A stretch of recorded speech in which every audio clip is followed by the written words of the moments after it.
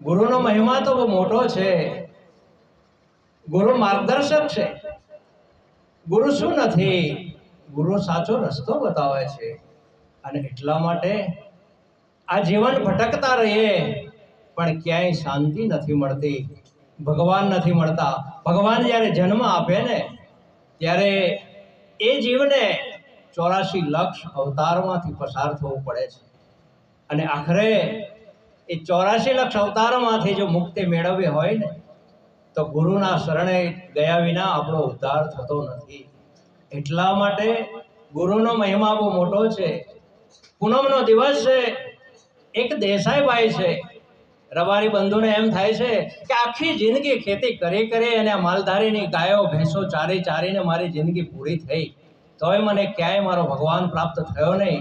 તો આ બધા મંદિરે જાય છે તો હું કેમ ના જાઉં? અને એટલામાં એને એક વિચાર આવે છે. સામે મંદિર દેખાય છે, ઢોરને મૂકી દે છે અને મંદિરે ગુરુના શરણે જાય છે અને કહે છે કે ગુરુ મહારાજ, મારે ભગવાનના દર્શન કરવા છે. ત્યારે ગુરુ બે ઘડી હસે છે કે ભાઈ દેસાઈભાઈ, તું અને તારે ભગવાનના દર્શન કરવા છે? 50 વર્ષના વાણા વાઈ ગયા છે, હજુ મને ક્યાંય ભગવાનના દર્શન થયા નથી અને તારે એક જ દિવસમાં ભગવાનના દર્શન કરવા છે?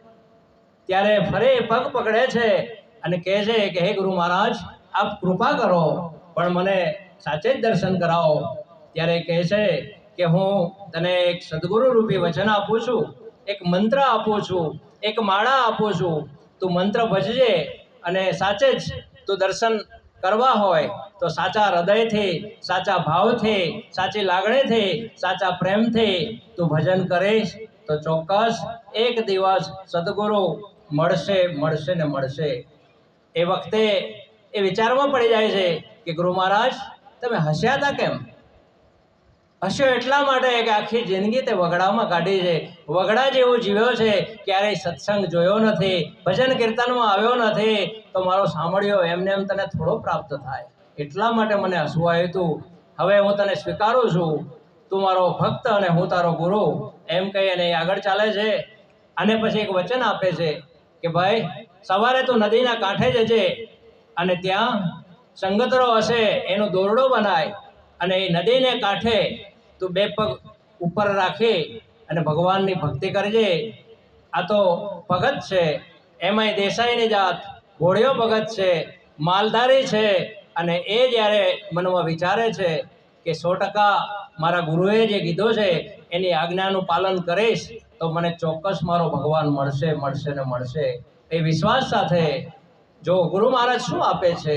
ગુરુ મહારાજ વિશ્વાસ આપે છે, શક્તિ આપે છે, બળ આપે છે, પ્રેમ આપે છે, ભાવના આપે છે, સ્નેહ આપે છે અને હરખની લાગણીઓ પણ સાથે જ હોય છે. પણ એવા ગુરુઓને ઓળખવા જોઈએ અથવા એવા ગુરુઓ આપણને પ્રાપ્ત થવા જોઈએ. બે વસ્તુ છે. ગુરુજી જે છે એની જે વાણી છે એ આપણા સૂર્યના કિરણો જેવી હોવી જોઈએ અને એની ભક્તિ છે એ કમળ જેવી હોવી જોઈએ.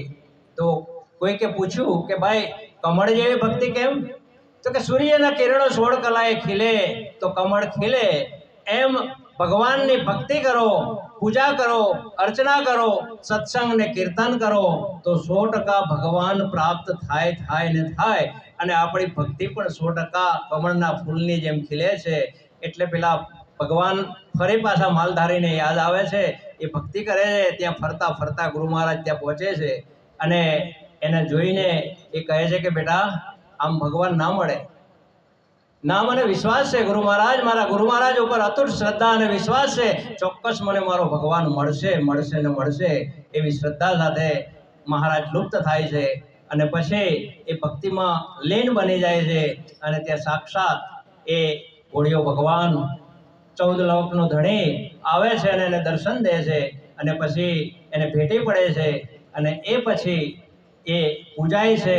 અને પછી એ ચોટણ ગામ ડુંગરપુરી જે મહારાજ છે એ ડુંગરપુરી મહારાજ ચોટણ ગામમાં એમણે સરસ મજાનો આશ્રમ બનાવ્યો અને આશ્રમની અંદર ત્યાં જઈ અને એમની ભક્તિ કરી. ચોટણ ગામની અંદર રોજ ભક્તિ કરે છે અને ગુરુ મહારાજ કહે છે કે ખાલી ભક્તિ નહીં, સાથે સેવા પણ કરજે. તો આ ઘોડિયા દેસાઈ માલધારી ભાઈ એ આખા ગામની અંદર પ્રદક્ષિણા કરે છે, સેવા કરે છે, એ મૂંગા પ્રાણીઓની સેવા કરે છે અને ભક્તિ કરે છે. અને એમ કરતાં કરતાં એ જ્યારે સેવામાં લીન બને છે ત્યારે રાત્રે જ્યારે અંધકારોમાં નીકળે છે ત્યારે આપણે બધા કહીએ છીએ ને કે કંઈક ભૂત પ્રેત આ ફરતા હોય છે. તો એ ભૂત પ્રેત શું છે? એ અંધશ્રદ્ધા નથી, પણ જે જીવ છે એ જીવ શિવમાં ભળ્યો નથી અને જ્યાં સુધી ગુરુ મહારાજના સાચા દર્શન નથી થયા એવા આત્માઓ, ભટકતી આત્મા હોય છે. તો આ જ્યારે માલધારી એ જ્યારે ગુરુરૂપી જ્યારે એ પ્રદક્ષિણા કરે છે ગામની, ત્યારે પેલા જે ભૂત હતા એ લુપ્ત થઈ જાય છે. અને એ વખતે પેલા ગુરુ મહારાજ આવે છે અને એ ગામના લોકોને પૂછે છે કે આ બધા ભૂત હતા એ ગયા ક્યાં?